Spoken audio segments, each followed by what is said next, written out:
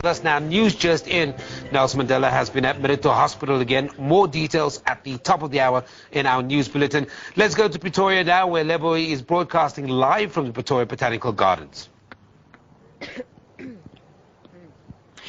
Welcome back. Thank you so much, Sam, for coming back to us. We're, of course, at the Pretoria Botanical Gardens out in Pretoria East. Now, the reason we're here is the Groen Sebenza project. We spoke to the CEO of this project earlier about what is it about. So, and we spoke about the students that are part of it. So, on my right is one of the mentors, is Simone Dale, who's going to talk to us about, her role in it. Simone, what was why did you get involved? As Wildlands Conservation Trust, we got involved as one of the partners. Sanby called together a meeting after the Development Bank of South Africa put the call out, and we were invited as one of the stakeholders. And yeah, it was an amazing opportunity for the sector, so we had to be involved. What are the challenges facing these youngsters? Sure. They come from difficult backgrounds. A lot of these young people face, live in poverty, have lived in poverty, have had limited access to education, and of course there's a challenge with jobs in this country. So this is really an incredible opportunity for them. And why was it important for you to get involved? As a person, as an individual? Well, I'm really passionate about our youth in this country, and when you speak to these three now, you'll see why. They have such talent and such ability, and they really just need an opportunity to be able to showcase that.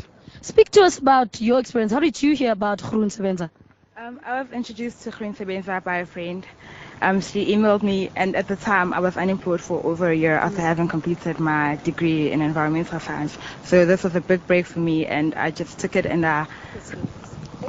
so yeah, it was a big break for me, and I thought I'm going to take it, and here I am today. Yeah. So, tell us about your experience. Sebenza, how did you get involved, and how did you find the experience? With the passion that I've got for the environment and through the love of nature, I decided to go to the DIA offices. And luckily enough, I found there was learnerships available for this incubation model. I applied, and here I am now. So watch the space. Speak to us about your experience at Groen Sebenza. Well, my experience with Groen Sebenza, I've met a lot of people. My job is very interesting. Most importantly, I've learned that there's nothing more important than support. Wherever you are, you need support. Yeah. Simone, we've spoken about the gap between skills and the actual work that needs to be done. Is this part of the reason you're involved, and is that bridging that gap? Absolutely. It's about mentorship. A lot of people come straight out of university into the workplace. They have no idea what's expected of them. And so as mentors, our role is to just help the integration process and to get the practical experience that they need in order to do the job. What are some of the practical lessons that they learned there? Sure. It totally depends on what role they have. So, we have everything from ecologists to communication officers. So they'll learn the practical skills that they need for that particular role. And then there's also things like leadership skills, all the kind of professional things that you need in the workplace. So those kind of things as well. All right. Talk to us about the skills you obtained. What are, as you can count them, the skills that you obtained with this project? That I already obtained now? Yeah.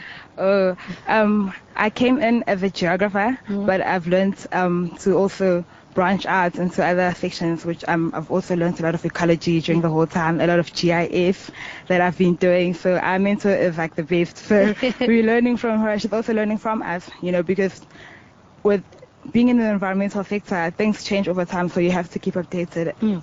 So yeah, it's been... Quickly, about your skills, what are some of the...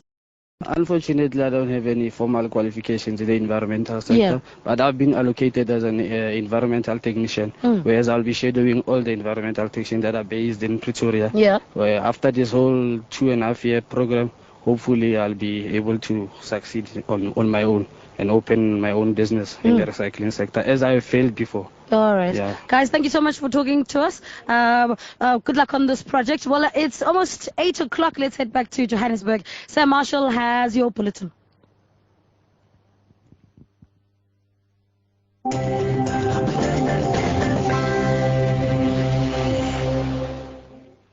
Welcome back to Auckland Park. You're watching Morning Live on SABC2. It's a couple of seconds just before 8. News just in. Former President Nelson Mandela was admitted to hospital last night with a recurring lung infection. Presidential spokesperson Mac Maharaj says he's in a serious but stable condition. Maharaj said Mandela was being treated in a Pretoria hospital. Zuma had wished Madiba a speedy recovery and requested the media and public to respect the privacy of Madiba and his family. The court battle against e-tolling is back on track. The Democratic Alliance has responded to Outer's appeal for cash by donating R1 million to the cause. Outer says it's also raised over R500,000 in public donations since Thursday morning. Our backs are against the wall. We don't have the luxury of SANRAL and the government to dip into taxpayers' coffers to fund our court cases. We rely on the generosity of institutions, of the public. SANRAL says the DA donation effectively makes Outer a political proxy. But the party defends the donation. We think that this court case is essential because we don't believe that SANRAL followed a proper process, and also they've introduced one of the most expensive tolling systems in the world, and